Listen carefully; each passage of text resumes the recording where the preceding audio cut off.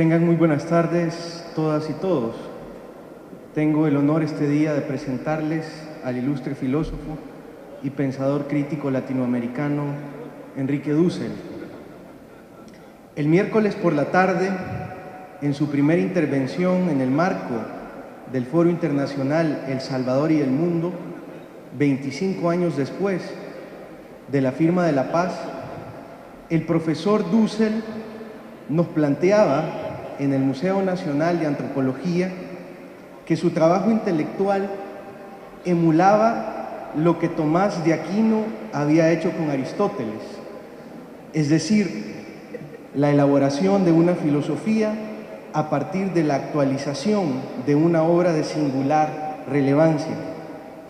No obstante, en su caso, el minucioso proceso de estudio y de entendimiento al detalle, de glosa y comentario, estuvo volcado sobre la obra de Marx, pero con similares intenciones a las de Aquino. En este sentido, hablar de Enrique Dussel, de su obra, implicaría de algo más que un esbozo biográfico, pues esto nos plantea, como señalaba bien Aristóteles, un problema filosófico y por tanto un comienzo para el filosofar. Solo comentar la relación entre la obra de Dussel y el pensamiento de Marx, ya no digamos sus diálogos con prácticamente todas las corrientes filosóficas contemporáneas, desde la filosofía analítica, pasando por la hermenéutica y la teoría crítica, implicaría una reflexión profunda para la cual considero que en este espacio hay muchas más personas autorizadas. De ahí entonces que me conformaré con mencionarles algunos aspectos cruciales de su biografía intelectual y plantear 2 o 3 ideas sobre la relevancia de su presencia en este foro. Enrique Dussel nació el 24 de diciembre de 1934 en el pueblo de La Paz, en Mendoza, Argentina. Fue exiliado político desde 1975 en México, hoy ciudadano mexicano y profesor en el Departamento de Filosofía en la Universidad Autónoma Metropolitana y en el Colegio de Filosofía de la Facultad de Filosofía y Letras de la UNAM. Doctor en Filosofía por la Universidad Complutense de Madrid, doctor en Historia en la Sorbonne de París y obtuvo una licencia en Teología en París y Münster. Ha sido reconocido con el doctorado honoris causa en Fribourg, Suiza, en la Universidad de San Andrés, Bolivia, en la Universidad de Buenos Aires, Argentina, en la Universidad de Santo Tomás de Aquino, Colombia, y en la Universidad Nacional de General San Martín, Argentina. Es fundador del Movimiento de la Filosofía de la Liberación, una de las corrientes más importantes en América Latina y que proponen un pensar desde la situación de los oprimidos y la periferia. Su trabajo intelectual goza de una especial coherencia donde sus temáticas recurrentes han sido la ética, la filosofía política, la reflexión profunda sobre América Latina, el seguimiento permanente de los procesos políticos regionales y globales, el desmontaje de posiciones epistemológicas eurocéntricas, la crítica a concepciones unilaterales de la modernidad, la crítica del capitalismo y su economía, la búsqueda incesante de un método para el pensamiento crítico, la reflexión sobre las ciencias sociales, la educación, entre otros. Todo desde una concepción de la filosofía entendida como una actividad intelectual rigurosa que piensa la realidad concreta de manera situada geográfica, política, histórica y socialmente. El profesor Dussel forma parte de una generación que se caracteriza por dejar de preguntarse por la existencia o no de una filosofía auténticamente latinoamericana y pasar sin más al ejercicio filosófico desde América Latina.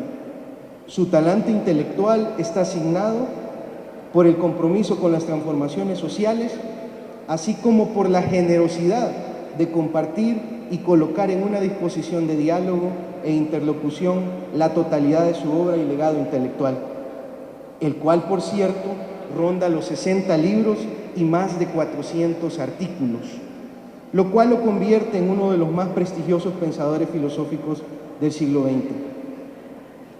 En relación a su presencia en este foro, considero importante insistir que su obra se ha forjado muy de cerca de los procesos de transformación social en América Latina, no solo para avistar derroteros de cambio social y advertir peligros, sino para identificar elementos centrales de una ética de la liberación. Con El Salvador lo unen su relación con Ignacio Ellacuría y desde luego con Óscar Arnulfo Romero. No obstante, además y desde luego, en su obra es fácil rastrear posiciones comprometidas con el proceso histórico salvadoreño, fuertes en el sentido de su cercanía y reconocimiento de la realidad nacional. Y a este respecto, vale mencionar su artículo de 1983 titulado El pueblo del Salvador, un Hobbes comunitario, en el cual establece una comparación entre la ética de Hobbes y la mostrada por las comunidades cristianas, la cual puso en evidencia la maldad del sistema, el pecado del sistema. Finalmente, y en el marco de este esfuerzo por instalar una cultura de paz en nuestro país, considero central resaltar dos grandes aportes de Enrique Dussel, entre otros. El primero, asociado a la formación de una nueva ciudadanía activa y comprometida con la solución pacífica de los conflictos sociales. Con Dussel atendemos a un pensamiento crítico que podría ser modelo para imaginar la formación de ciudadanos críticos, de pensamiento crítico, que nos lleve a superar esos planteamientos formales que tradicionalmente hemos impulsado desde el sistema educativo. Por otra parte, y recordando mi primera lectura de Una ética para la liberación latinoamericana, obra de 1973, el desarrollo de una cultura de paz es viable si pensamos qué ética y qué política la hace posible. Con Dussel a este respecto, podemos imaginar una ética fundada en el reconocimiento de la alteridad radical del otro y de los principios éticos que esto supone, en tanto respeto y nuevo modo de relacionarse, pero no en términos metafísicos y desde posiciones formales, sino en términos históricos y políticos, reconociendo al otro como pueblo en su singularidad y en su sufrimiento histórico. Los dejo con el filósofo Enrique Dussel.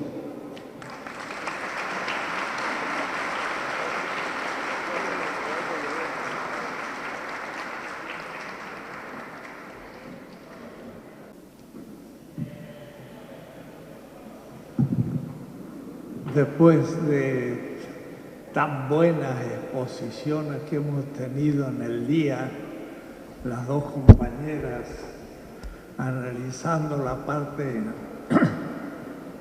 sociológica, histórica, Fray Beto con su visión tan especial e interesante y Atilio, que nos ha dado un contexto geopolítico, pues me siento un poco acobardado acá al final del día, y además lo que pasa es que ya hace rato que están aquí, así que no es tan fácil hablar a las 10 de la mañana que a las 5:15.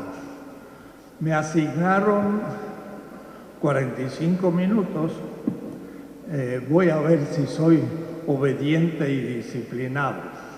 Por ahí me escapo un poco, pero haré lo posible de no usar más tiempo del que me han dado.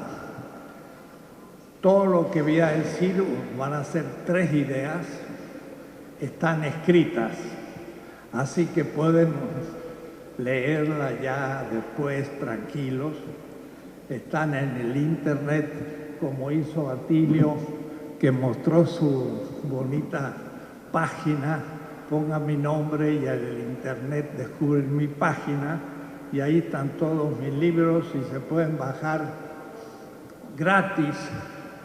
Una vez estaba yo en Vietnam y alguien dice: ¿y por qué usted pone sus obras gratis a disposición de la gente, porque me interesa que la lean, no que acontezca otras cosas con ellos como comprar o vender las ideas. Entonces,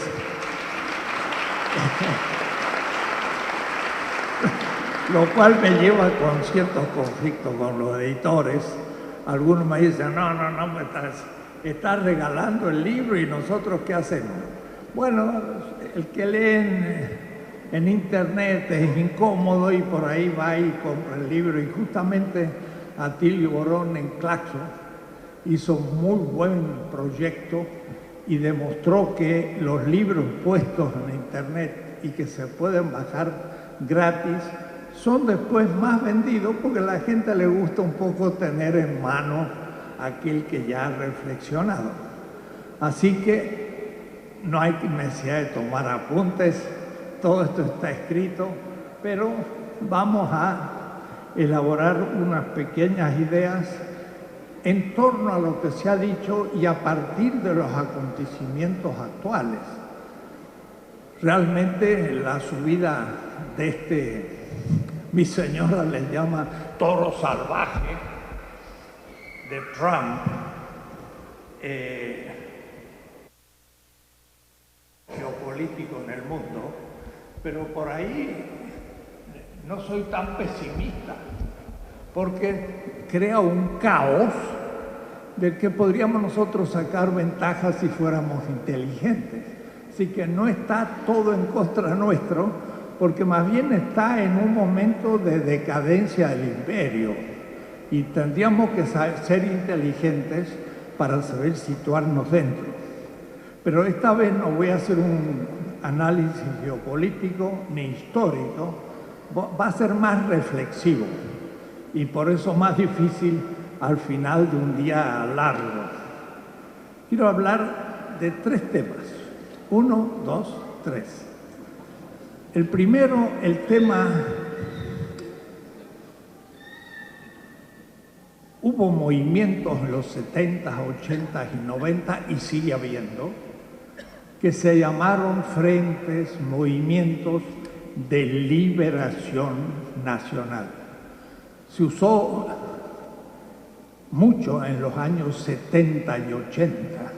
Empezó en Algeria y Frantz Fanon expresó en los condenados de la tierra, que éramos nosotros, también el África y parte del Asia, condenados de la tierra, el tema de la liberación. Y por eso surgió en América Latina un pensamiento propio, junto al boom literario, a la teoría de la dependencia, a la teología de la liberación y a los grandes movimientos foquistas, revolucionarios, guerrilleros, en los que participaron tantos jóvenes que dieron sus vidas, y no solo jóvenes. Y esto se expresó en una filosofía nuestra que un grupo le llamó filosofía de la liberación, y la seguimos cultivando. Pero de pronto ahora también ha crecido. Me gustaría mostrarle en el segundo tema que ya no va a ser la liberación y el mesianismo, que es la primera, sino el tema de la descolonización epistemológica, de lo que estamos hablando en estos días y que está haciendo presencia en el mundo. Hace 3 meses había un curso de descolonización epistemológica en Pretoria, en Sudáfrica, y todas las universidades afro o negras estaban en huelga, y estaban en huelga luchando por la descolonización epistemológica, tal cual. Y nosotros haciendo en plena huelga un seminario sobre la descolonización epistemológica, porque en Sudáfrica Mandela hizo una verdadera revolución, también mostrando un temple ético impresionante, como nuestro José Mujica. Son de estos hombres tremendos. Lo mismo Mandela. Entonces cambió realmente Sudáfrica y siendo negro no se lanzó contra los blancos, pero creó una estructura política, burocrática negra, afro, pero el poder económico y cultural sigue siendo blanco. Y entonces los estudiantes negros afro hacen una huelga universitaria porque dice queremos cambiar los planes de estudio, queremos que nos enseñen desde África y no lo de siempre, ya lo hablaremos. Fue muy interesante, en medio de una huelga para lograr en la universidad la descolonización epistemológica, trabajamos un tema que ha surgido en América Latina, al cual me voy a referir. Y el tercero sería, ante la situación tan crítica que vemos, ¿qué pasará después? No cuál es el proyecto, sino estos últimos estertores de la modernidad y del capitalismo que puede durar mucho tiempo todavía. Dicen que el león y el tigre que está moribundo es cuando es más feroz y puede destruir más, así que no quiere decir que hemos terminado. ¿Qué viene después de esto? Y entonces quiero hablar de lo que llamamos la transmodernidad, un nuevo proyecto histórico completamente que se está vislumbrando y que hay que reflexionar. Entonces toco el primero, el tema de la liberación, que ahora voy a usarlo como un término raro, mesianismo. ¿Y a quién se lo tomo? A un pensador muy raro que se llama Walter Benjamin. Y algunos me dirán, bueno, pero estamos en América Latina y usted me sigue nombrando un europeo, entonces ¿dónde está la crítica? Bueno, hay que tomar de donde sea la gente decente, yo diría, y no ven en su origen. No es por haber nacido en tal o cual lugar que uno es bueno o malo, hay que ver qué compromisos tuvo. Fue un gran pensador de la Escuela de Frankfurt, en Alemania, que los grandes pensadores de la Escuela de Frankfurt, Horkheimer, Adorno, Marcuse, no entendieron y no sabían cómo agarrarlos. Y debo decirle que no es tan fácil. Es un judío y tiene un pensamiento realmente revolucionario, teórico, y especialmente un pequeño librito de unas pocas páginas que se llama El concepto de la historia. Y en la primera tesis de este libro, él cuenta una historia. Dice, había un turco y un filósofo italiano, Agamben, dice, turco, eso ya está indicando algo. Van a ver ustedes después que tenía un juego que era el ajedrez. Entonces venía la gente y jugaba contra este turco y las fichas se movían y siempre ganaban las partidas. Lo que pasa es que abajo del tapete donde estaba el juego de ajedrez había un enano que por un juego de espejos veía la jugada que había hecho el otro y le respondía, y era un verdadero campeón de ajedrez este enano maltrecho, feo, pequeño, que estaba debajo. Y entonces dice Walter Benjamin, y el enano siempre ganaba las partidas. ¿Y quién era el enano? Y entonces él dice, el enano practica un materialismo mesiánico y es la teología. Cae mal al mundo secularista el que un hombre plantee que ese enano que siempre gana la partida es un teólogo, y que gana con una teología que le llama el materialismo mesiánico. El materialismo era de Marx y el mesianismo era el tema de Walter Benjamin, que me gustaría a mí tomarlo ahora, porque hablar de mesianismo es hablar de liberación. Un frente farabundo martí de liberación nacional, un frente sandinista de liberación nacional, y no solo, un ejército zapatista de liberación nacional todavía viviendo y en acción, como es en México, nos está indicando que hay una palabra que es muy antigua, pero es también muy política y muy actual. ¿Qué significa esto de liberación? ¿O qué significa mesianismo para Walter Benjamin? Esto es lo que yo quiero hoy analizar muy rápido, no tenemos tiempo.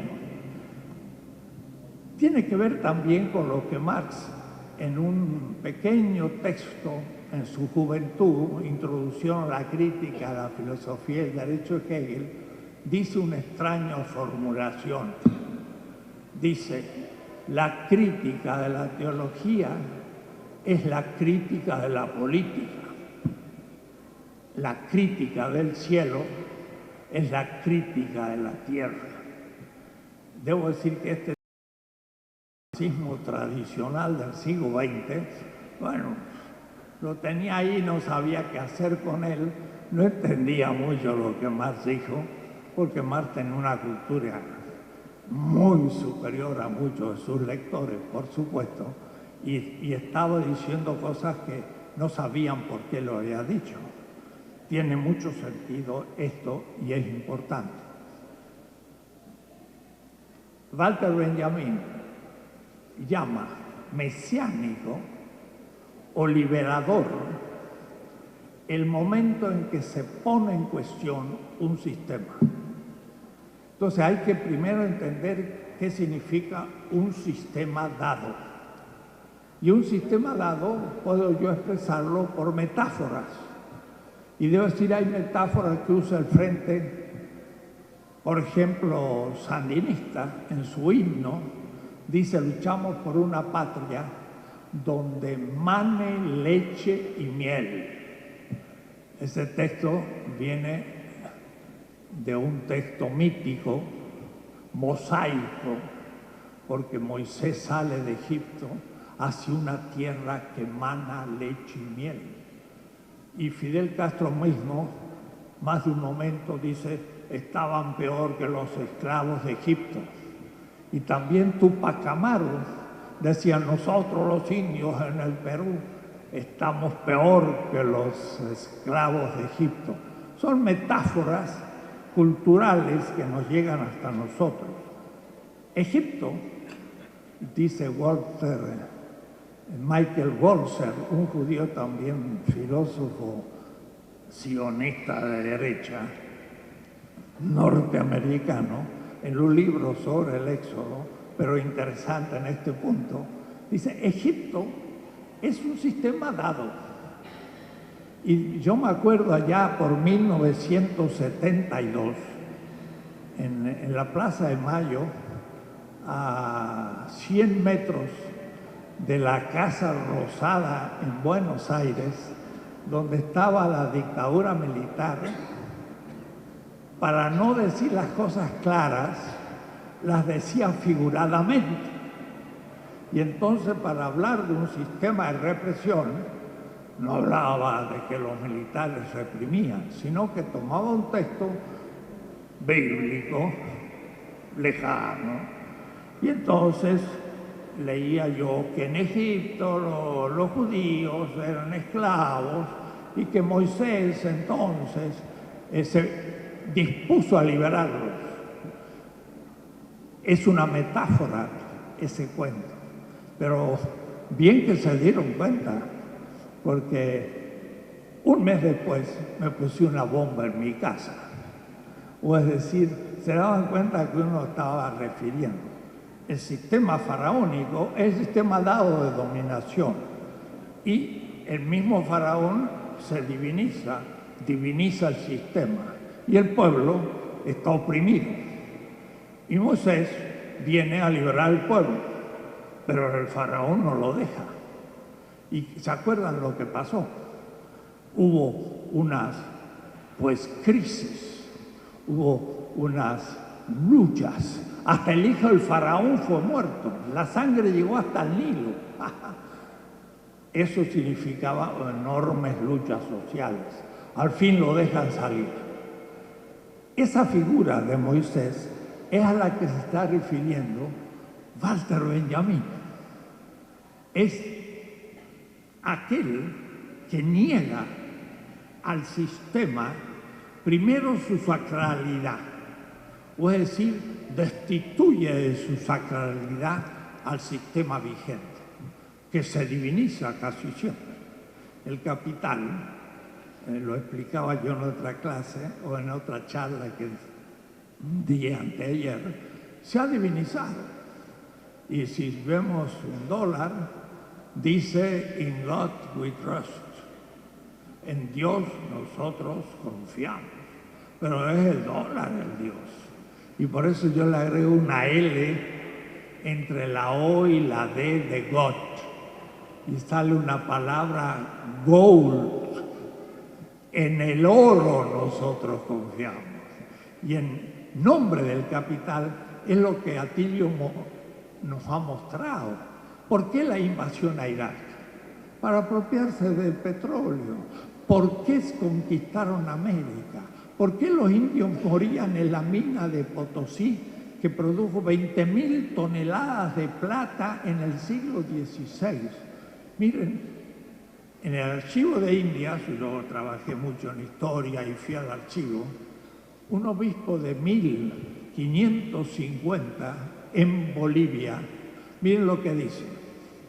Me acuerdo de memoria porque está al lado en la tesis mía, en la primera página. Dice: ¿a poco que los españoles, y él era español, que los españoles han descubierto una boca del infierno por la cual inmolan gran cantidad de gente a su Dios, que es el oro, y es una mina con el nombre Potosí?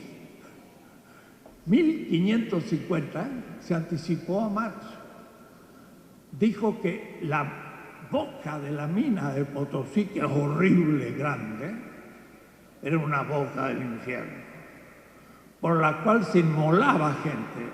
Pero no se inmolaba Huitzilopochtli al dios azteca, algunos pocos, y al menos morían como seres humanos dándole la vida al sol, lo cual era digno, mientras que los indígenas que morían en el fondo de la mina morían como animales. Y él dice: a poco que acaba de descubrirse, hacía 4 años, 1550, porque en 1546 se descubrió la mina de Potosí, donde afluyó a Europa una cantidad de plata que es la acumulación originaria del capital, con la cual empieza el capitalismo y la modernidad. Una boca del infierno por la cual se inmola gran cantidad de gente a su Dios. Y era un obispo, una especie de Monseñor Romero, en 1550, a su Dios, que es el oro. No es el Dios de Israel, ni siquiera el Dios de los indígenas, sino que es un nuevo Dios, el que más va a decir. Y el nuevo Dios, Capital, de un codazo tiró todos los dioses de Europa y se implantó en el medio. Para Marx el Capital era un fetiche, y el fetichismo del Capital es su divinización, como el faraón era un dios. Levantarse contra el orden es levantarse contra lo sagrado, y por lo tanto quedas destituido. No solamente eres ilegal por levantarte, sino que a su vez eres el ateo del Dios vigente. Y entonces, por ejemplo, en México, el Libertador, muy particularmente Hidalgo, es muy interesante en la figura de Hidalgo, porque era un cura. Y un día, pues, tocó la campana, pero no para el ángelus ni para la misa, sino para convocar un ejército. Y ese día se dividió su vida en dos partes. Es lo que Walter Benjamin dice: hay dos tiempos. El tiempo cotidiano, vacío, que en griego se dice chronos, y el tiempo del peligro, que es el kairos. ¿De dónde lo toma Walter Benjamin? Bueno, hemos descubierto, y hay muchas bibliografías sobre el tema, que lo toma de un gran pensador revolucionario en el pensamiento político, que nunca se ha estudiado, y se llama Pablo de Tarso. Ahora está de moda, yo le llamo la paulomanía, porque Badiou en la Sorbona tiene un libro sobre Pablo y el universalismo, Taube tiene uno, la filosofía política de Pablo de Tarso, Agamben tiene uno, se llama El Tempo di Resa. Hay una bibliografía enorme sobre este Pablo del primer siglo, que en ninguna facultad de filosofía en la que yo soy profesor se estudió nunca, porque era un teólogo. ¿Y quién les dijo a ustedes que es un teólogo?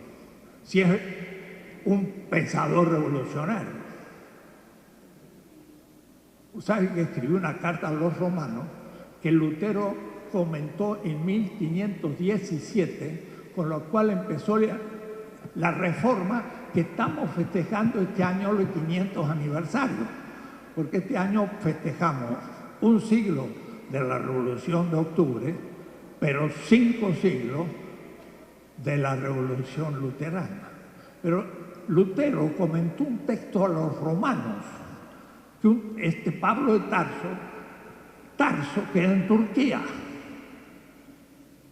Y por eso Walter Benjamin dice: había un turco que tenía un juego de ajedrez. Estaba hablando de Pablo de Tarso. Walter Benjamin cuando habló del enano. Esos son polémicas internas. Pablo le dice a un grupito de mesiánicos, porque saben que Christos significa el Mesías. En hebreo, Mesías significa en hebreo el aceite que consagra. Entonces, Christos es el Mesías. Y los cristianoi son los mesiánicos. Entonces, el nombre originario de los cristianos son los mesiánicos. Y por eso Kautsky tiene un libro sobre el origen del cristianismo, y Engels dice: los cristianos eran socialistas por naturaleza, y se remite al primer siglo y tenía enorme respeto, y lo mismo Marx y todos aquellos revolucionarios, porque aquellos primeros mesiánicos ponían todo en común, y Heidel que se guardara algo. Y por eso Zacarías se guardó un dinero, y Pedro le preguntó: Zacarías, ¿no había que poner todo en común? Habíamos quedado. ¿Tú te guardaste algo? Y dice: sí, cayó muerto. Al rato llegó la mujer y Pedro le pregunta a la mujer de Zacarías: ¿y tú te guardaste una parte y no lo pusiste a la comunidad como habíamos quedado? Sí, y cayó muerto. Pedro era más bien duro. Esos cristianos eran totalmente mesiánicos. La carta a los romanos dice, miren qué notable, la ley no justifica la justicia. Porque si la ley es injusta, yo cometo un acto malo. Y el peor de los actos malos es el creer que es bueno por haber cumplido la ley cuando es injusta. Y ese no tiene perdón porque no tengo conciencia del pecado. Es como quien dice, paga el salario mínimo, y dice, yo lo pago. Ah, entonces como cumpliste la ley, eres bueno. Pero ¿y quién vive con el salario mínimo? Nadie. Entonces en realidad te crees bueno porque cumpliste la ley, pero eres pésimo. Hidalgo se levantó contra las leyes de India. Era ilegal. Hizo un ejército contra el ejército legal y lo mataron. Y no solo lo mataron, le cortaron la cabeza y la pusieron en público para que todos se asustaran. Eso es el mesianismo. Para Walter Benjamin es la irrupción en la historia de aquellos que ponen en cuestión el orden, pero el orden injusto. Y ahí hay una lógica de la cual los revolucionarios van a cumplir siempre, y Marx lo tenía bien clarito, pero también sabía su origen, que venía de la tradición judeo-cristiana. Y entonces el tema del mesianismo es fundamental, porque el Frente Farabundo Martí de Liberación Nacional es un movimiento mesiánico, en el sentido que irrumpe en la historia, poniendo en cuestión la vida de aquellos que se juegan, porque se tienen que enfrentar al sistema. Pero es interesante, Pablo dice, la ley no justifica el acto bueno porque puede ser injusta. Sócrates creía que la ley era divina, y entonces Sócrates decía, tengo que cumplir la ley, pero los que son malos son los jueces. Y Sócrates se toma la cicuta y muere en presencia de sus discípulos. Pero el fundador del cristianismo está mucho más allá de Sócrates, porque él dice, la ley no es sagrada. El sábado está hecho para el hombre y no el hombre para el sábado. O es decir, que si la ley es injusta, no la cumplo. Pero entonces Pablo dice, ¿y cuál es el principio de legitimidad si pongo en cuestión la ley?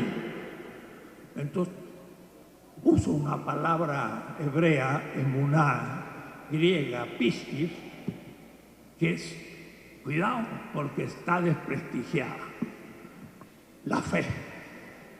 Pero yo digo, hay que referirse a un gran pensador, y es Fidel Castro. Miren lo que dice Fidel Castro. Cuando un pueblo crea en alguien, es necesario el liderazgo. Hay que creer en alguien.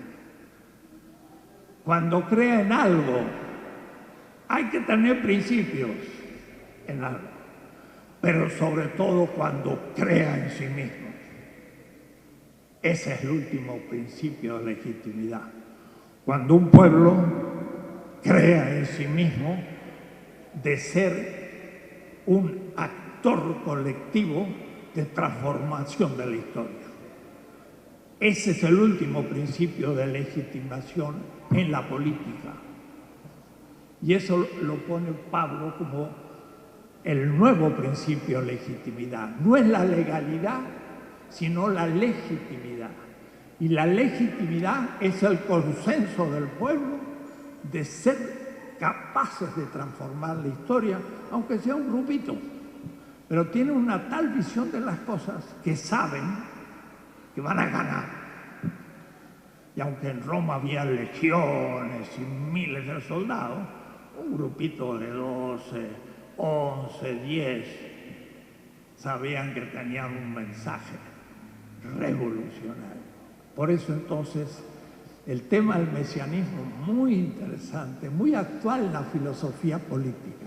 Nuestros movimientos de liberación deben ser continuados, porque no es solo un momento en que irrumpe, sino que lo que sigue tiene que ser, y esto lo discutimos en seminario ahí en México apasionadamente, tiene que ser después un tiempo mesiánico. O es decir, el momento de la ruptura con un sistema y la inauguración de la posibilidad de otro orden es solo el comienzo. Y lo más difícil es mantenerse fiel a ese nuevo régimen de verdad, diría Badiou. Y es ahí donde vienen las dificultades, porque entonces uno se burocratiza, pierde ese mesianismo y entonces se corrompe. Y por eso la izquierda se corrompe. Se corrompe porque se burocratiza. Y la burocratización es la fetichización de las nuevas instituciones que quieren reemplazar las antiguas, pero se transforman ahora rápidamente en nuevas instituciones de dominación. Y eso pasó, por ejemplo, en la Unión Soviética, ya volveré sobre el tema. Y entonces, cuidado, porque hay que mantener en vigilia, hay que seguir en un espíritu mesiánico, donde yo sé que estoy tentado continuamente a fetichizarme. Y ese es el problema de nuestra izquierda, que nos contaba Frei Beto, el Partido Traballista. Lula no, pero muchísimos del partido se burocratizaron y se corrompieron. ¿Cómo hacer para no burocratizarse? Ese es el tema.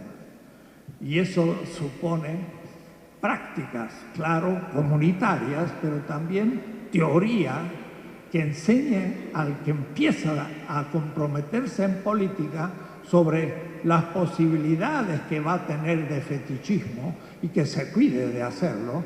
Y entonces es toda una escuela de la política.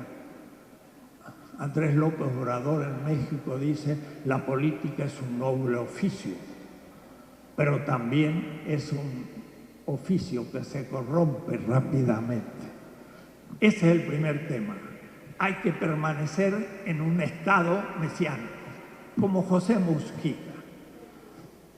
Iba a su palacio pequeño presidencial, porque Uruguay es un pequeño país, en su Volkswagen.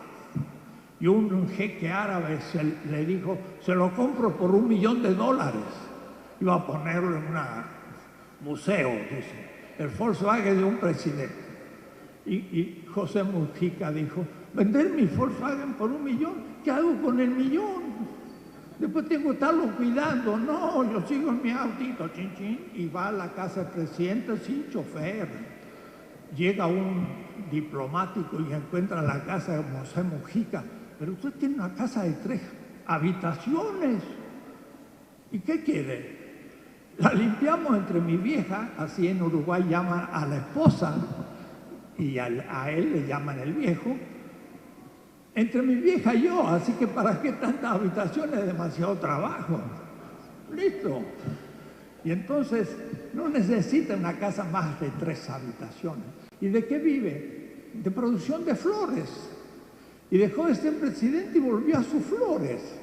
Y dice: estoy feliz, no necesito más. Hay que leer la vida, se llama La oveja negra de José Mujica. Eso es un político incontaminado total. Pero no tengo tiempo de hablar de la ética en ese sentido. Segundo tema, y este más grave, la descolonización epistemológica. Pudimos dejar de ser colonia de España, pero no hemos dejado de ser colonia subjetiva y mental, y sobre todo al nivel teórico. La historia que enseñamos es completamente eurocéntrica.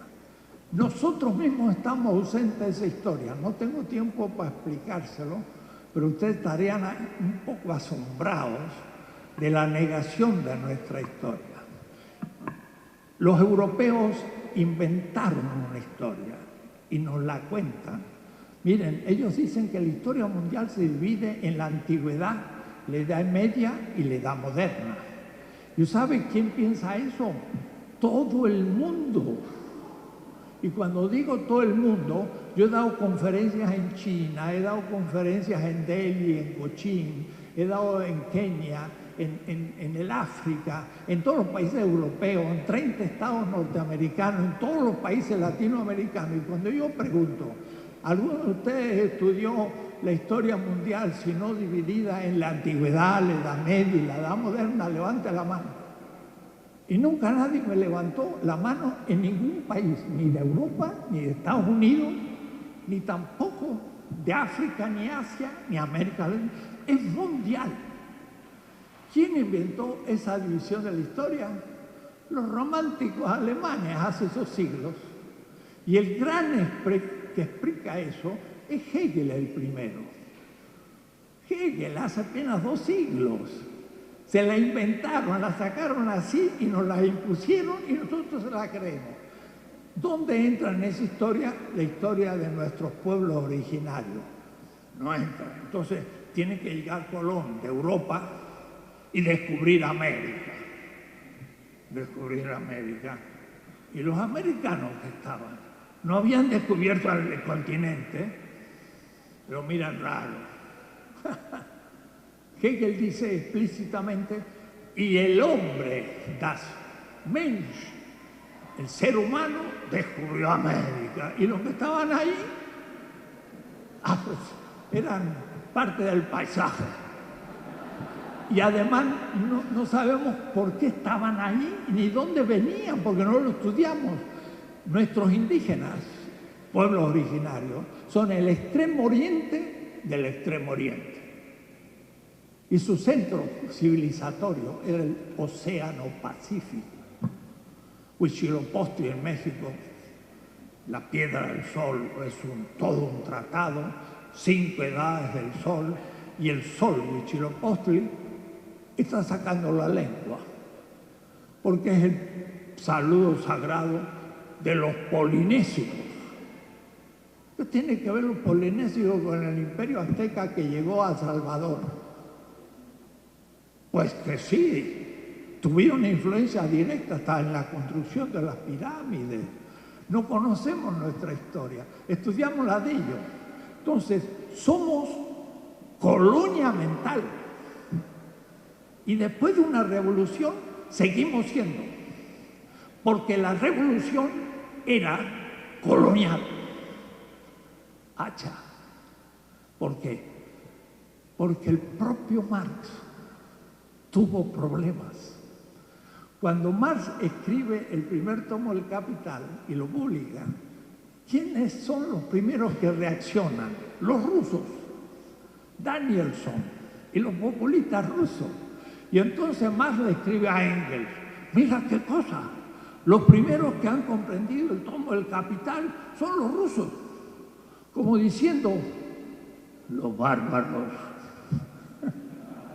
eran europeos. Y entonces hacha. Y dice Danielson, mira, lo que usted dice ahí no funciona en Rusia. ¿Cómo que no? Y entonces Marx se pone a estudiar ruso. Y aquí en los archivos que yo he leído de los inéditos de Marx en Sloterdijk, empieza a estudiar ruso. Tiene 2 cuadernos, verbos, sustantivos. Y en un año se estudia ruso y al segundo año empieza a leer toda la bibliografía que le llega de Rusia.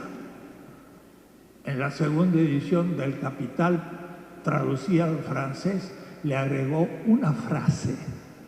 Lo que yo digo acá vale para la Europa occidental. Nada más. O es decir, que ni vale para la Europa oriental el Capital 1. ¿Y qué decir para el Asia, el África y América Latina? Tampoco.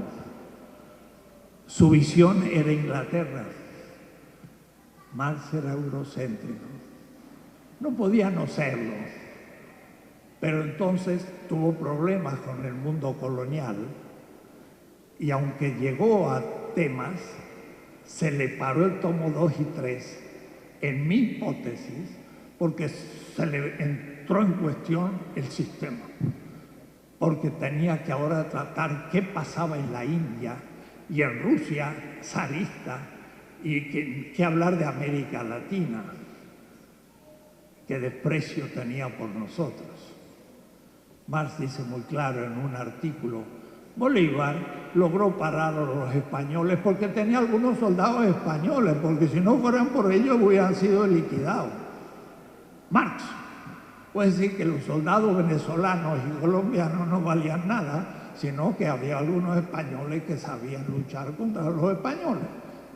Marx no es un dios, ni tiene omnisciencia, era un eurocéntrico que, sin embargo, tiene recursos teóricos con los cuales podemos superar el eurocentrismo. Y podemos hacerlo. De tal manera de que usted no se imagina cuán eurocéntricos somos. Nosotros creemos, Toulmin, un gran filósofo norteamericano, dice, la edad moderna, ¿cuándo habrá surgido? Cuando Gutenberg descubrió la imprenta. Pues yo estuve en Alemania 2 años, estaba en Maguncia, donde Gutenberg vivió y donde imprimió la primera Biblia en una imprenta. Y ahí, yo estaba en un instituto y abajo había una estatua de Gutenberg. 1486 empezó a imprimir con imprenta, Toulmin. En el siglo VI los chinos descubrieron la imprenta, señor Toulmin, no sea ignorante. Los chinos descubrieron el papel en el siglo VI, la imprenta en el VIII, en el IX imprimieron papel moneda 1000 años antes que Europa. Inventaron la pólvora, inventaron la brújula, hicieron la revolución industrial un siglo antes que Inglaterra. Inglaterra usó casi todos los instrumentos chinos. Fueron ingenieros chinos que instalaron la primera fábrica de acero en Sheffield.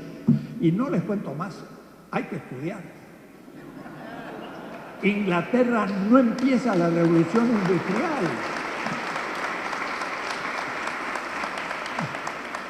Dice, el milagro chino. No, los chinos se han despertado una siesta tropical de 2 siglos.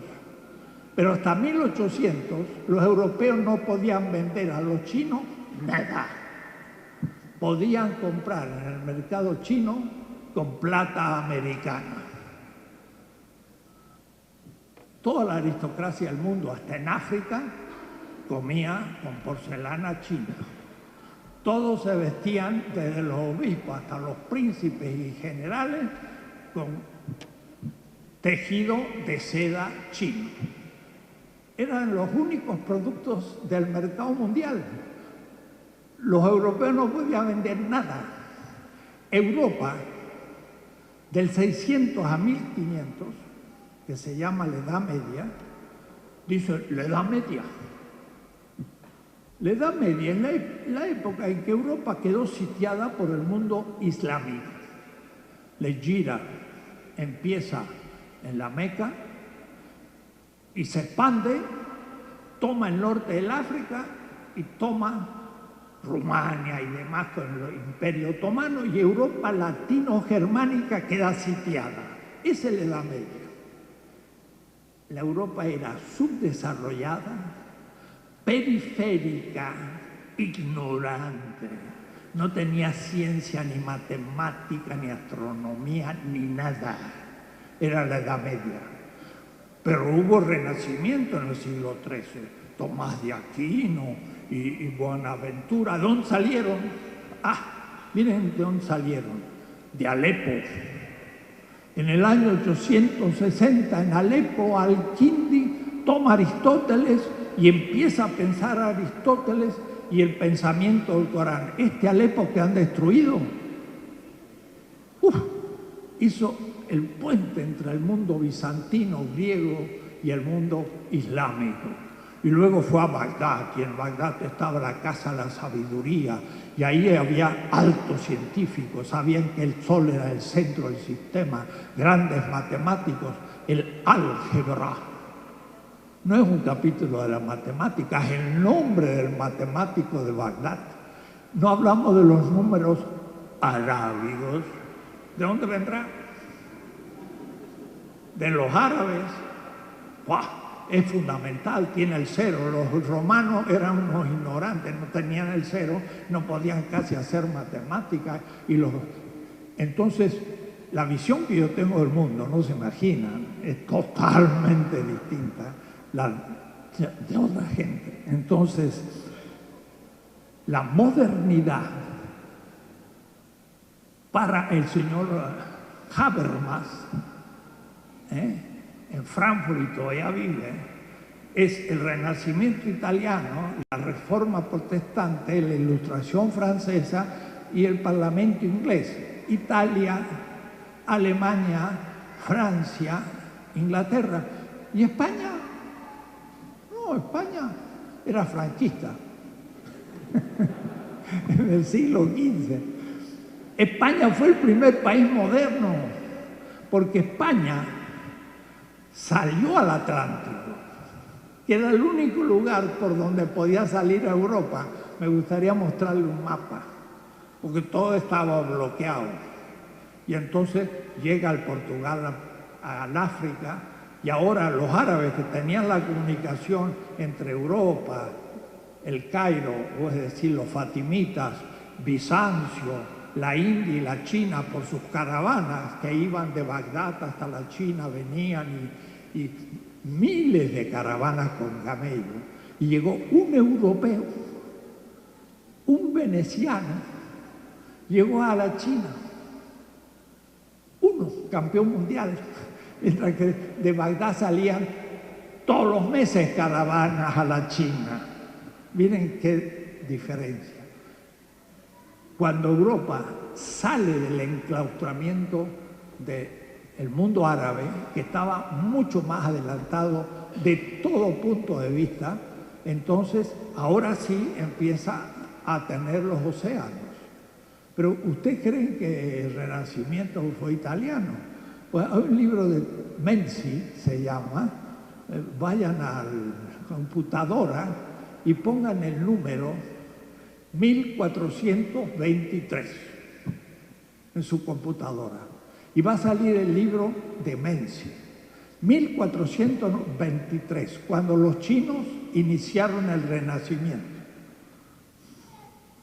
Menzi muestra una enciclopedia china tecnológica de 1313, un siglo y medio antes que Gutenberg descubriera la imprenta. Es una enciclopedia tecnológica en papel, impresa en imprenta. Y está la descripción de maquinarias con engranajes, paracaídas, una cantidad de inventos técnicos. Sacaban el agua de las minas a 2000 metros con una máquina, cuasi máquina de vapor. Y después muestra fotos de esa enciclopedia que llegó a Italia y dibujos de Leonardo da Vinci. Leonardo da Vinci era un gran dibujante, copió todas las máquinas chinas, no inventó un carajo, pero creen que es el gran inventor renacentista. El baptisterio de la catedral de Bolonia era tan grande que no sabían cómo hacer la cúpula y estaba parada. Y en el siglo XV hacen la cúpula, pero con un sistema chino. Entonces, los chinos estaban mucho más avanzados. En 1800 los chinos producen más acero que Estados Unidos e Inglaterra sumados. En el año 1800. Bueno, esto para darles una idea de que somos colonia mental,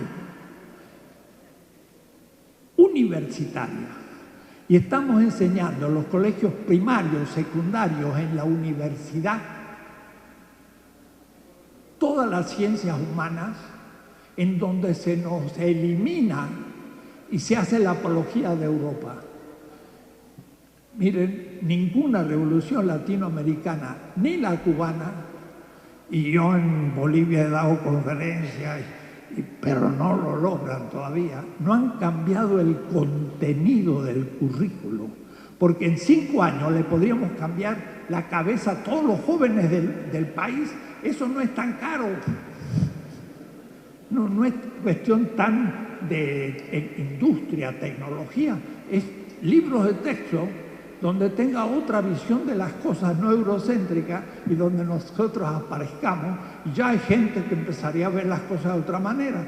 No podemos hacerlo, ¿por qué? Porque no hay quien haga ni siquiera los textos, porque todos nuestros profesores son todos eurocéntricos. ¿Se dan cuenta el tamaño del tema? Bueno, esto valdría la pena un seminario más largo. La descolonización epistemológica es saber situarnos en la historia, rehacer nuestra historia y entrar en diálogo sur-sur. Tenemos que discutir con el Islam, con el África Bantú, con la India, con la China, y no invitar ni europeos ni norteamericanos por bastante tiempo. Y empezar nosotros a aprender de nuestras experiencias que están al origen de la modernidad. Cuidado, la modernidad es como si fuera un mecanismo de la computación. Leyó los archivos de todas las culturas periféricas que eran sus colonias, las aprendieron, las copiaron y después desconectaron los archivos.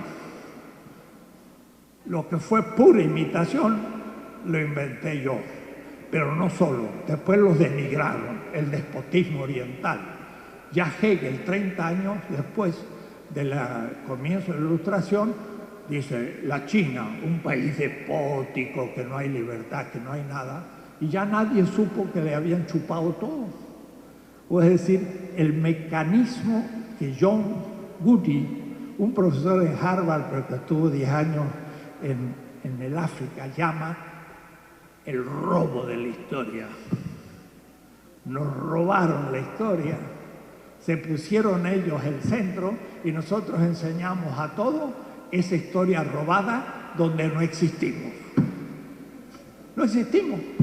Nos pone Colón. ¿No es así el programa? Llega Colón y al descubrir América los indios entonces entran en la historia. ¿Qué había pasado antes? Pues vaya a saber. ¿Cómo estaban ahí? Vaya a saber, etc. Descolonización epistemológica se puede hacer en 5 años. Y la revolución tiene que hacerla, pero ni tiene idea. ¿Por qué? Porque tenemos graves problemas de nuestra izquierda. Nuestra izquierda es parte del proceso de colonización. Ahora viene una crítica más a fondo, que es lo que yo voy a llamar ¿qué viene después de la modernidad? Hay un gran debate.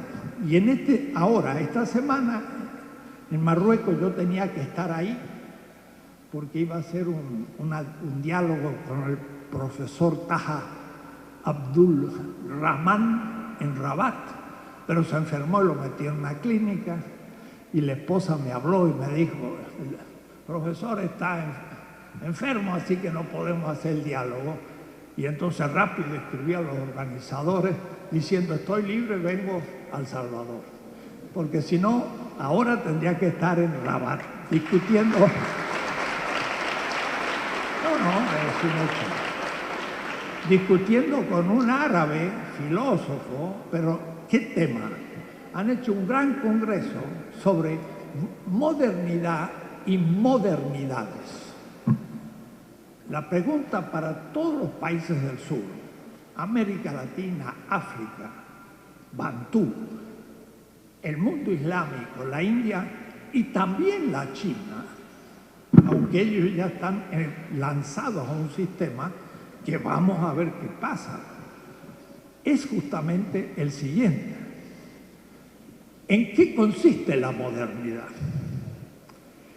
Porque según la definición que yo de la modernidad, podría pensar que me puedo modernizar. Y entonces se habla de múltiples modernidades. una modernidad latinoamericana, otra africana bantú, otra islámica, no europea, pero en el fondo Taha, este profesor filósofo, habla del espíritu de la modernidad y de cómo se puede aplicar en distintas culturas. Y entonces yo le digo en un paper, en un papelito que tengo ahí escrito, iba a ser el debate, no, mire, no hay un espíritu de la modernidad. Usted cree que hay, dice que tiene 3 principios, la mayoría, la creatividad y la universalidad, en fin, una cosa compleja. Digo, no hay un espíritu de la modernidad que se pueda aplicar a otras culturas.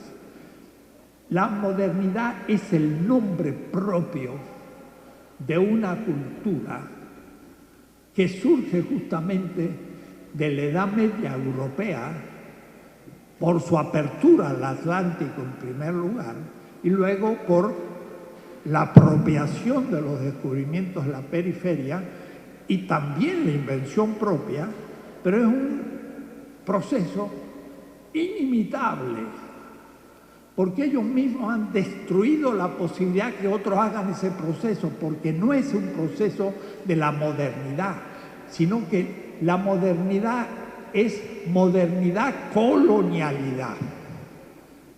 La modernidad se monta sobre la colonialidad. Y si usted es colonia, ¿cómo va a reproducir a la modernidad? Tendría que tener otra colonia, pero ya no la va a tener. ¿Cuál puede ser la colonia de América Latina? Algún lugar en la Antártida, los osos polares, pero ya no tenemos capacidad de tener colonia. Es inimitable. Y entonces ahí viene un debate. ¿En qué consiste la modernidad? Y lo que pasa que esa modernidad, debo decir que llevo 2 semestres enseñando estos temas con los muchachos, discutiéndolo y demás, porque estamos creando muchas cuestiones. De lo que se trata es pensar qué es la modernidad y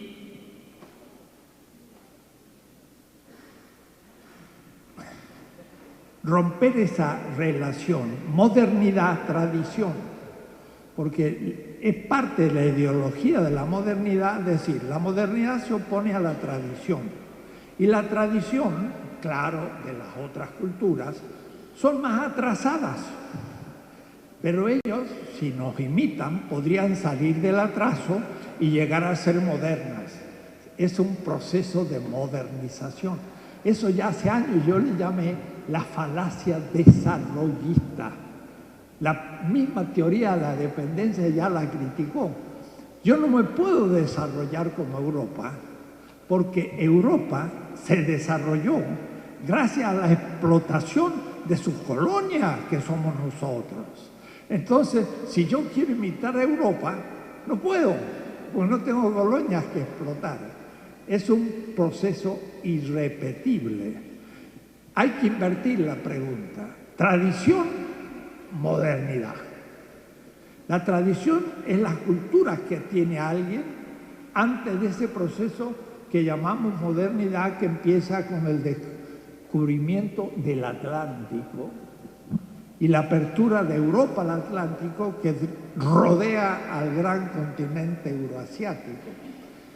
Y la única cultura que pasa de su tradición a la modernidad sin contrariar su tradición es Europa. Es decir, tenía un telar tradicional de madera y le puso una máquina. Entonces usó su telar tradicional y lo hizo ya industrial.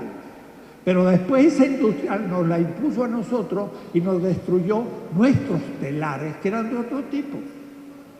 Es decir, Europa también, en la modernidad, es una cultura tradicional, pero que logró desarrollarse. Pero además, hay 2 Europas. Es lo que Walter Mignolo llama la diferencia imperial. La primer modernidad fue del sur, España, Portugal sobre todo, y los italianos, que eran los que conectaban el Mediterráneo con el Asia. Eso fue el siglo XVI, XVII y el comienzo del XVIII. Pero con la revolución industrial inglesa imitativa de los chinos, pero la China después entró en crisis por cuestiones que ahora se están estudiando en la historia de la economía, el norte de Europa fue la que se industrializó. Y entonces Hegel dice, el norte de Europa es el corazón de Europa. Y en el Pirineo empieza África. O es decir, discriminan el sur de Europa. Y nosotros somos colonia del sur de Europa. Quiere decir que quedamos colonia de algo que también se sitúa en la Europa preindustrial. Somos 2 veces colonia. Y entonces el norte de Europa se desarrolla y es ella la que se transforma en un mundo imperial. Ahí acontecen muchas cosas, pero que no tengo tiempo de poder explicar. El tema ¿es posible para nosotros modernizarnos según el esquema de la modernidad europea? ¿Sería otro tipo de modernidad? ¿Serían muchas modernidades? Por ejemplo, que sea otra modernidad es la posición de Antonio Negri en el libro Commonwealth. Que haya muchas modernidades también es la posición de muchos teóricos. Que haya modernidades yuxtapuestas no creo que sea posible. Y después Bolívar Echeverría, un gran marxista mexicano, dice, habrá una modernidad después de la desaparición del capitalismo. ¿Puede haber modernidad sin capitalismo? Yo creo que el capitalismo es la estructura misma económica de la modernidad. Y si desaparece el capitalismo, desaparece la modernidad. Es otra cosa. Y entonces allí tenemos que empezar a ver muchas situaciones. Si el capitalismo es propio de la modernidad en la economía, el liberalismo es el sistema político de la modernidad. ¿Y el socialismo real? ¿El socialismo real es moderno? ¿No es moderno? En nuestro grupo de investigación tenemos unanimidad. Piensen ustedes el proyecto de socialismo real. Cuando yo hablo socialismo real, hablo la Unión Soviética, hablo Vietnam, etc. No hablo Marx, porque Marx no formuló un socialismo concreto, sino hizo la crítica del capitalismo, que es muy distinto. En 1921, con el nuevo sistema, el NEP de Lenin, surgió el socialismo real. Marx ni lo había imaginado de ninguna manera, porque se acuerdan, después de la revolución hay una etapa, todo el poder a los soviets, y eso es una etapa prácticamente anarquista. Todo el mundo discute todo para ver cómo vamos a organizar la nueva sociedad. Pero después de 3 años de estar discutiendo y ya se vienen los ejércitos de Europa, de Alemania y demás, y Lenin dice, está bien, pero ahora organicémonos, porque si no esto se hunde. NEP, nuevo política económica. Y ahí surge el socialismo real. Y ahí surge el partido fuerte de la clandestinidad, pasa al poder y se burocratiza. Nunca realizó una elección, pero eso no importa, no es la esencia de la democracia la elección, pero de hecho nunca lo hizo, ni podía hacerlo. Entonces, ¿qué pasa? Una fetichización de la burocracia. Eso es un tipo de corrupción. Y además se tiene un ideal claro en el horizonte lejano, Katorovich, sería una planificación perfecta. Pero si no se logra la perfecta, planificar todo lo más posible. Pero una cosa, planificar el futuro matemáticamente, eso no es moderno. ¿No será hasta más moderno que el mercado capitalista? Para nuestro grupo de reflexión por ahora, el socialismo real es un fenómeno de la modernidad europea germánica, a tal punto que entrando en China tienen que negar toda la historia. Y la revolución cultural, que ya fue el extremo, destruía toda la historia de China con sus grandes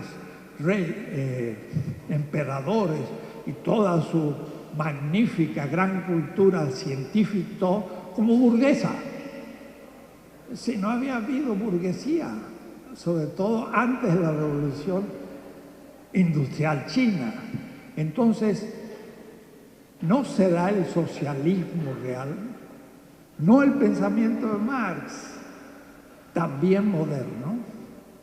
Y no habrá que ir más allá del socialismo real, porque el socialismo al fin es un proyecto económico, pero no político. ¿En qué sentido? No soluciona el problema del Estado. Es una dictadura del proletariado, eventualmente, pero nunca dejó de serlo. Pero no era del proletariado la dictadura, porque cuando los obreros eligieron a un jefe de fábrica, nunca. Cuando hicieron un plan, nunca. ¿Quién la hacía? Pues la burocracia. Y ahí por eso se hundió. No se imaginan. El talón de Aquiles del sistema, a nivel tecnológico, era la burocratización. ¿Qué sistema tiene el capitalismo para inventar tecnología? Lo explicaba anteayer. En la competencia del mercado, el que no crea nueva tecnología produce un producto con demasiado valor, precio, y la competencia lo liquida. O me actualizo tecnológicamente o desaparezco del mercado. Es brutal, porque entonces queda gente sin trabajo y todo. Pero eso es lo que produjo la revolución industrial. ¿Cuál era el método para introducir la nueva tecnología en el socialismo real? No hay competencia porque no hay mercado. Es la decisión del burócrata del invento del ingeniero ponerlo en el proceso de producción. Y si el burócrata pues no le interesa, no lo asumen. Y entonces se va perdiendo capacidad creadora y se produce un igualitarismo. Y cuando vino la perestroika, decían producir un camión en la Unión Soviética tenía mucho más cualidad, decían, pero en realidad demasiado valor, y por eso entonces que era una producción no eficiente, y fue ahí donde tenía su talón de Aquiles y se vino abajo el socialismo real a nivel tecnológico. No pasó la revolución electrónica que se venía ya en el capitalismo. Pero eso se debía a una fetichización del sistema político, que tenía una burocracia, que tenía el poder, y el pueblo, perdón, pero el pueblo no podía opinar, ni nunca hizo el pueblo una participación en la elaboración del plan. Entonces, no vaya a ser que también el socialismo real sea moderno. Tenemos que ir más allá. ¿Y cómo que no? ¿Qué pasó con el problema de la raza? Nunca se tocó. El racismo siguió, el socialismo real. ¿Qué pasó en el problema del género? El machismo siguió y la mujer no avanzó. ¿Qué pasó sobre el problema ecológico? Nefasto. La laguna de Baikal es la más contaminada del mundo. O es decir, se descubrió un aspecto, Pero el mundo que se nos presenta hoy tiene mucho más aspectos. Y entonces estamos ante la exigencia de creatividad. Marx, claro que no sirve, porque hace la crítica del capital. Y como el capital está vigente, hay que criticarlo. Pero tendremos que ir más allá del socialismo real, y eso yo ya termino porque me he tomado más tiempo del que me habían dado. Le llamo transmodernidad. No es una nueva modernidad, no es un desarrollo de la modernidad, es otra civilización, otra cultura la que viene. No va a durar ni un decenio, ni dos, ni tres, quizás va a ser un siglo o dos, porque no crean, el futuro no se planifica.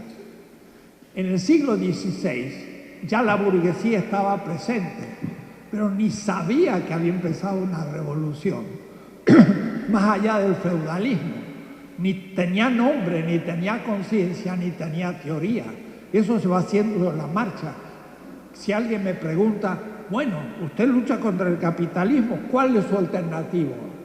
No la tengo.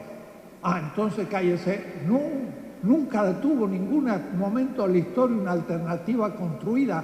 Eso se hace sobre la marcha y mucho tiempo. No es la revolución, toma el poder. Eso se hace rápido y fracasa también.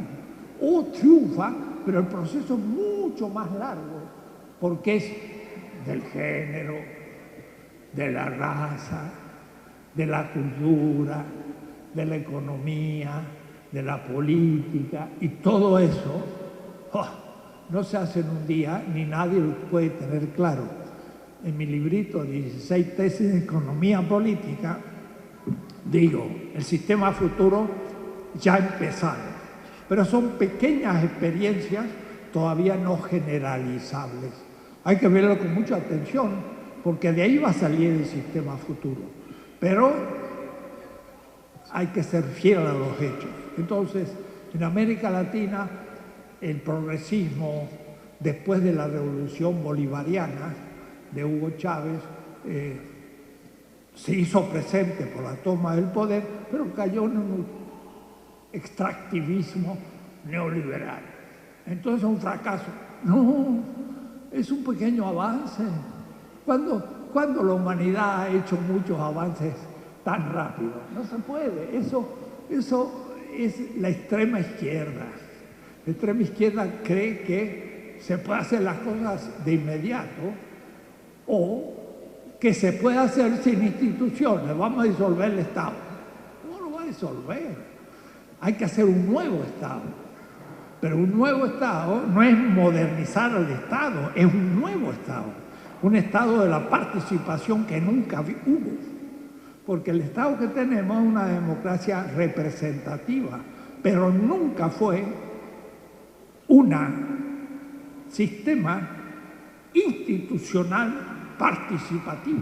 Eso hay que crearlo como una revolución del siglo XXI, que va a durar un siglo. Entonces, yo llamo transmodernidad, no a otra modernidad ni muchas modernidades, sino un nuevo edad del mundo donde habrá una revolución ecológica. Lo ecológico es fundamental, porque como vamos en un suicidio colectivo de la humanidad, tenemos que ahora pasar a la energía solar y tenemos que pasar a un modo de vida a los José Mujica, una vida simple como los kibutz. En Israel yo tuve 8 meses en un kibutz y ahí la vida es muy simple, la gente anda con sandalias, muy simple, pero tiene todo lo necesario, un altísimo nivel intelectual y técnico, pero muy simple, no es consumista, sino al contrario, ahorrativo de energía y de materia, porque es muy ecológico. Entonces, será un mundo completamente ecológico, pero al mismo tiempo no será más patriarcal. La mujer se habrá liberado en serio, no será racista, sino que habrá la igualdad de la humanidad sin colores. No será capitalista, pero tampoco va a ser liberal. Es otra cosa. Tendrá Estado, claro, pero simplificado enormemente y al mismo tiempo participativo. Y entonces será también la afirmación de las tradiciones de nuestros pueblos originarios que lentamente irán adoptando de la modernidad aquellas cosas que les son útiles pero que no se les imponen. No es como Gandhi querer empezar de nuevo con técnicas preindustriales, volver al neolítico. No. Tomaremos las mejores tecnologías, pero las realmente que nos ayuden y no las antiecológicas. Tendremos que elegirlas nosotros, como el Japón, que era dependiente tecnológica y culturalmente de la China, y en 1688, muy concreto, dijeron, ya no nos sirve China. A ver, ¿quién elegimos para hacer una alianza? Inglaterra no, porque nos va a situar como colonia. Francia tampoco. Alemania, no tiene colonias. Vamos a hacer una alianza con Alemania. Y por eso el Japón hizo una alianza con los alemanes y tomaron de los alemanes lo que les interesó a ellos. Ellos lo eligieron, no se lo impuso los alemanes. Y hicieron un desarrollo los japoneses. Y es interesante, no hay ningún neologismo alemán. Todos son japoneses, con palabras japonesas, en la tradición japonesa, que es una organización económica y política no exactamente igual a la europea.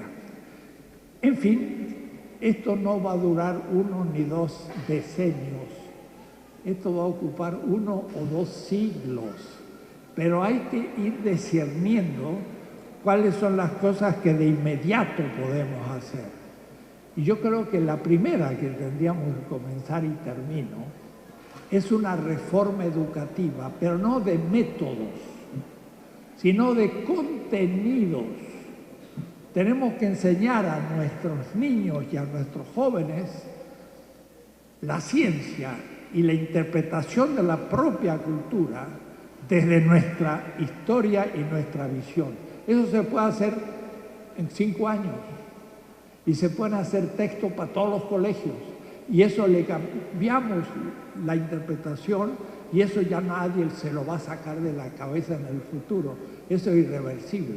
Y de ahí en adelante habrá que ir poco a poco teniendo una visión sumamente diferente, quizás, al pensar que un plan político puede realizarse a corto plazo y permanecer. No, lo que es a corto plazo no permanece mucho tiempo y es reversible. Es lo que nos ha pasado y tenemos que ir más a fondo. Y yo creo que podemos hacerlo. Pero esto es una revolución de descolonización epistemológica, política, económica, de género, racial, cultural de los pueblos originarios y de muchos niveles que des en cuenta no se había pensado en las revoluciones tradicionales, no, era demasiada cosa, porque no se daban cuenta que de la que había que liberarse en el fondo es de la modernidad. No he podido dedicarme ahí en nada, pero la modernidad define al ser humano como un individuo y no somos individuos, somos comunidad y la comunidad es el punto de partida. Y a su vez desacraliza la naturaleza. Y la naturaleza es lo sagrado por excelencia. Y los pueblos primitivos dicen la tierra madre. No es ni una figura, es la realidad objetiva. Una cosa, yo soy un ser vivo. ¿Dónde surgió la vida? De la evolución de la vida. Y la evolución de la vida, ¿cuánto ha durado? 3.500 millones de años que la vida se originó en la Tierra. Yo vivo, soy fruto de la Tierra. Es mi madre, no es una metáfora, es una realidad. Y los pueblos originarios tienen respeto por la naturaleza. La modernidad la secularizó, Se compra, se vende, se explota. ¿Y a dónde vamos? Al suicidio de la humanidad. Hoy, el país más contaminado que no vea 40 metros es Mongolia. Y la China, ¿han visto cómo está? Con un espantoso smog que no saben qué hacer. Y hace 3 semanas estuve en Delhi. ¡Wow! No se veía a 100 metros. Era una cosa espantosa. Delhi en medio de un humo y de un smog terrible, ¿no? Y entonces, miren qué progreso. Tenemos que pensar las cosas de otra manera y yo creo que lo podemos hacer y eso sería una revolución a largo plazo, no inmediato. Y hay que tener paciencia, pero para eso también hay que tener teoría, porque hay que ser fiel a una manera de encarar la realidad y de superar el momento que nos encontramos. Bueno, eran 3 temitas de nada, pero ustedes podrán seguir trabajando.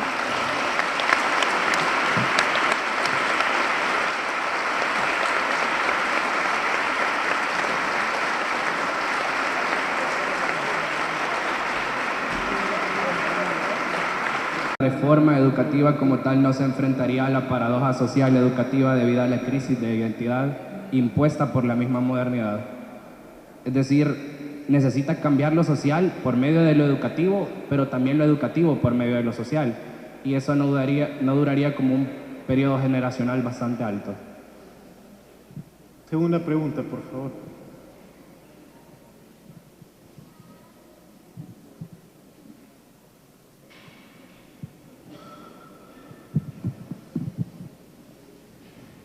Bueno, yo quisiera sus comentarios en relación a la siguiente situación.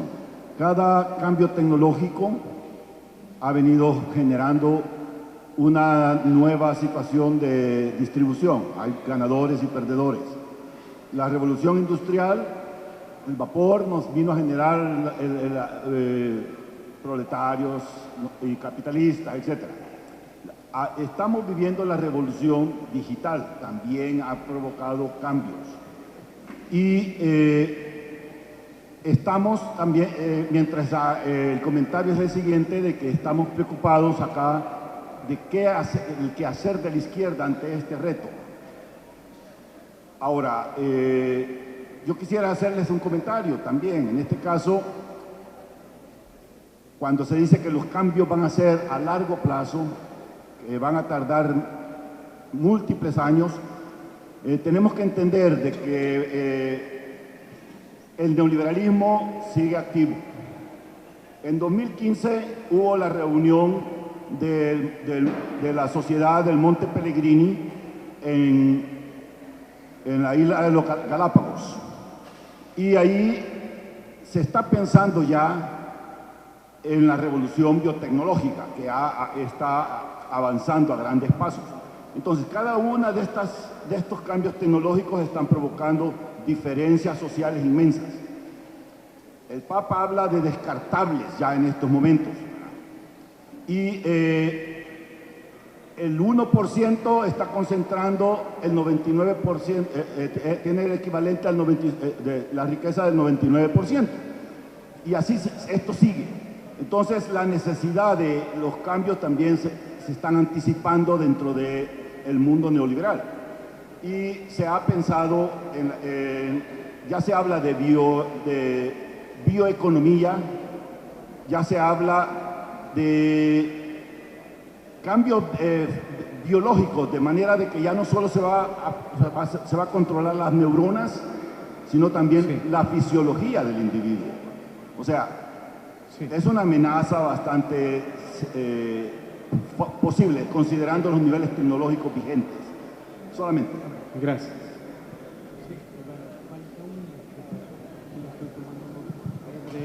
Ahí solamente ella falta, con esa cerramos.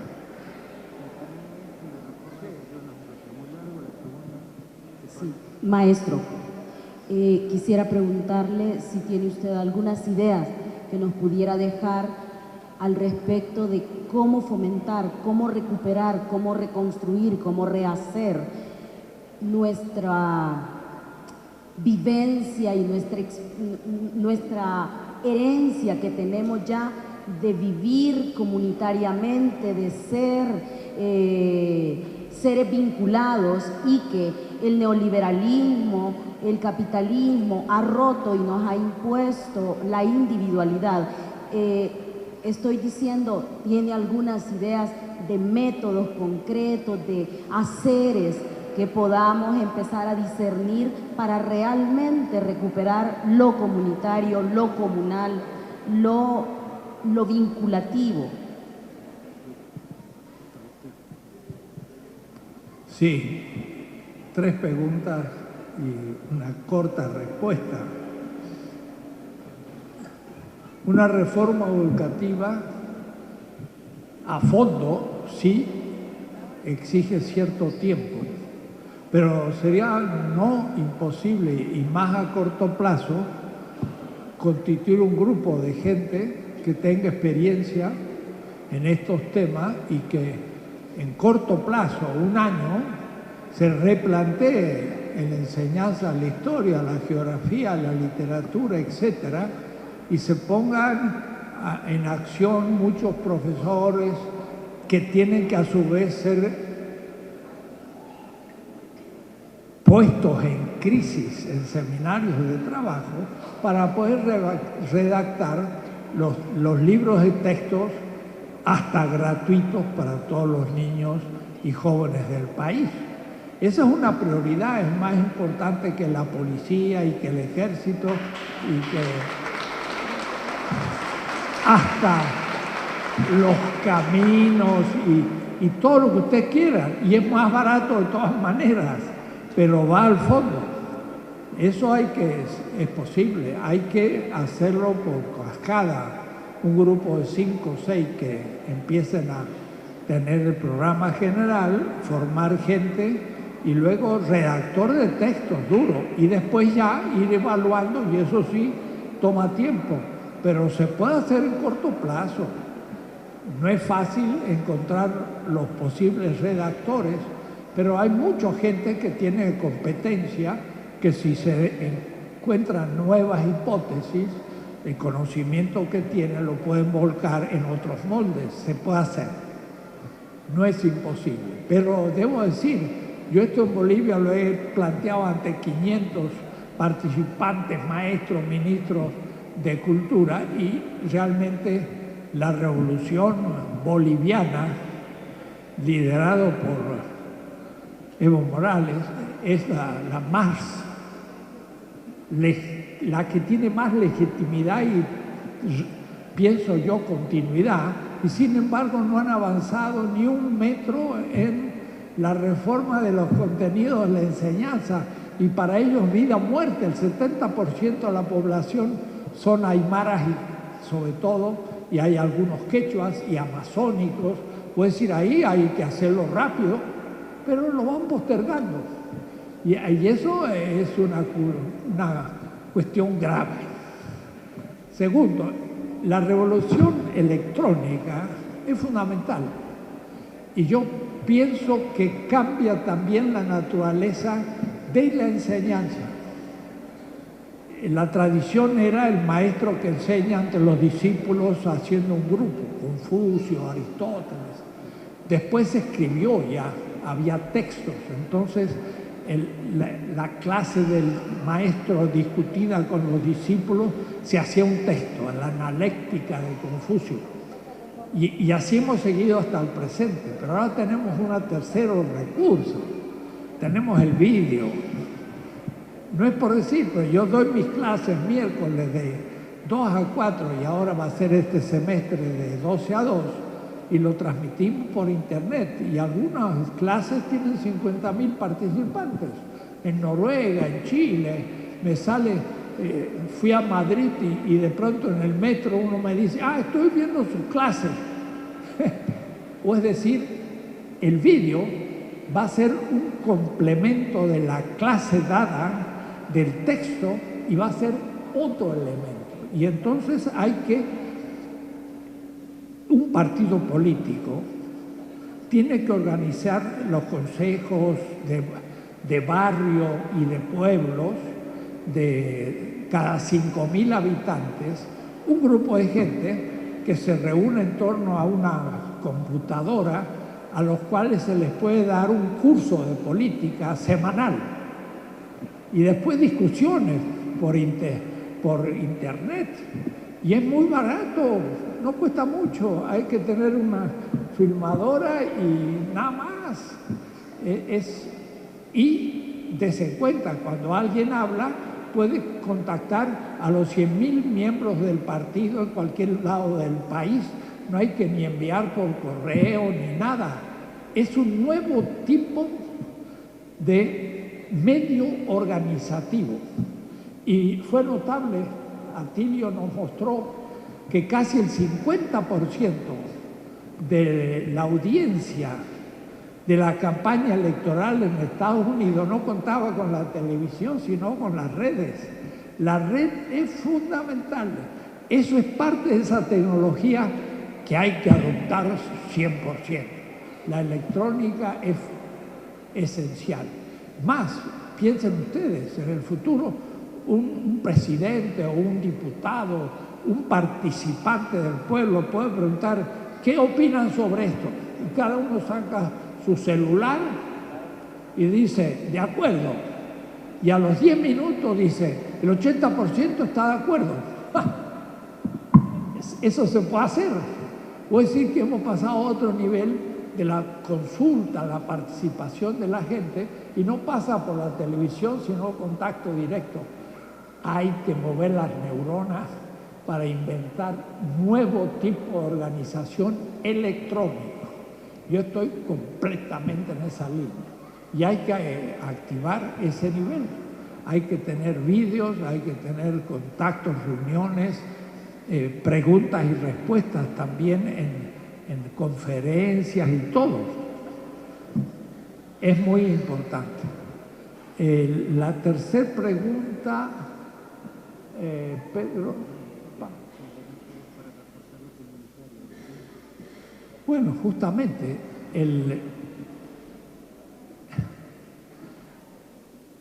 ser humano, en general, en esta civilización capitalista, donde el criterio es el aumento de la tasa de ganancia y cada uno abandona su comunidad y queda como un individuo, y a eso le llama Marx el carácter social del trabajo. Cuidado, porque para Marx lo contrario del carácter social del trabajo es el carácter comunitario del trabajo.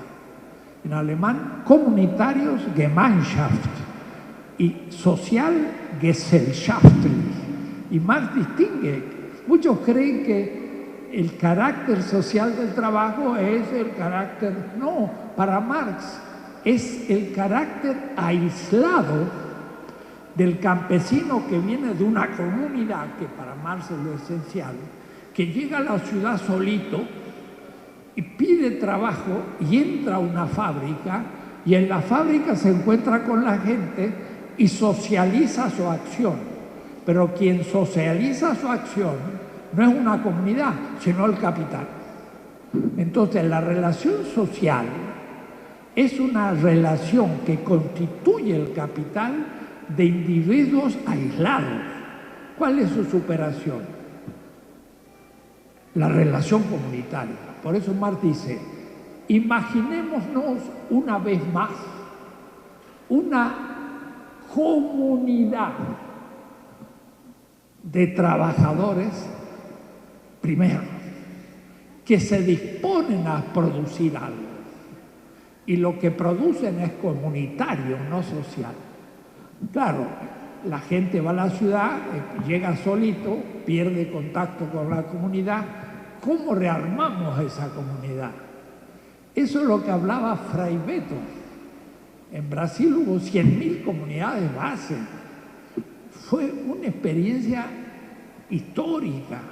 Nunca lo había logrado la izquierda, menos el Partido Comunista.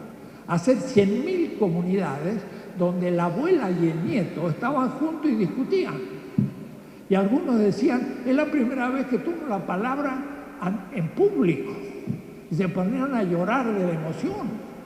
Y hablaba el niño de 12 años y se lo escuchaba con seriedad, porque está hablando de lo que los niños piensan. Eso es comunidad, hay que reconstruir la comunidad. Y los medios electrónicos nos pueden también servir.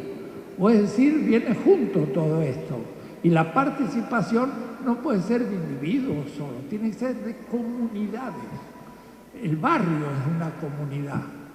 En México hubo una experiencia muy bonita y después se cortó, de embellecimiento barrial. Entonces había que reunir a los participantes del barrio, hacer una reunión, hacer una asamblea, disponerse a hacer un proyecto, llamar a un arquitecto o alguien que lo hiciera. Y bueno, en mi barrio hicimos eso. Yo era el tesorero del grupo y embellecimos el barrio, hicimos de nuevo la calle, la mejoramos, pintamos todas las casas. Algunos decían, pues le están lavando la cara. Pero una vez que se pintó la casa, la gente siguió pintando adentro. Cambió completamente el barrio. Era un barrio tenebroso y peligroso. Y se transformó en un barrio muy bonito, con flores y todo. Y debo decir que lo más difícil es conservar, porque la gente tira los papeles y no se dan cuenta que es una obra común. Entonces iba un joven y tira un papel y le digo, joven, se le cayó el papel. Y entonces me mira y lo recoge. Si no lo hubiera recogido, lo hubiera ido yo y lo recojo yo. Y lo miro y punto, ya se da cuenta. El barrio es nuestro, no es el gobierno que tiene que limpiarlo con los basureros.